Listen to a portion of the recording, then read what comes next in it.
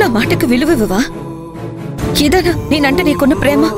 అయ్యో అదేం లేదక్క. మరి మాటివ్వు.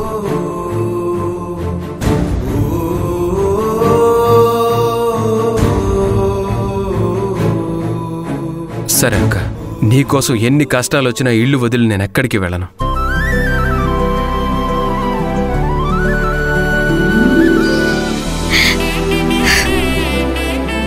తన భార్యను తన ముందే అన్ని మాట్లాడినందుకు రాఘవ్ బాధపడ్డాడులేరా. వాడి కోపం చల్లారాక వాడే నీ దగ్గరకొస్తాడు. నేను అలా మాట్లాడినందుకు నాకు కూడా బాధగానే ఉందక్క.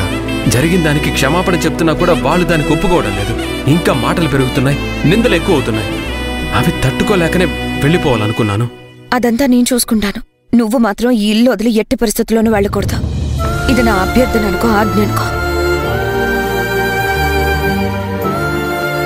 జరిగిన మర్చిపోయి ప్రశాంతంగా ఉండవు.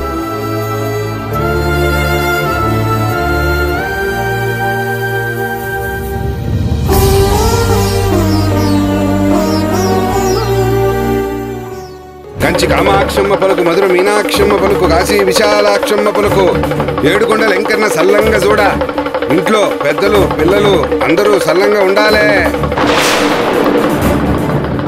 ఇల్లు ముక్కలవబోతుందే తల్లి, ఇల్లు నాశనం అవబోతుంది.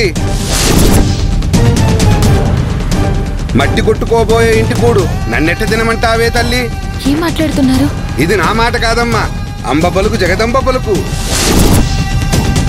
కాశీ విశాలాక్షి పలుకు, కంచి కామాక్షమ్మ పలుకు, మధుర మీనాక్షమ్మ పలుకు.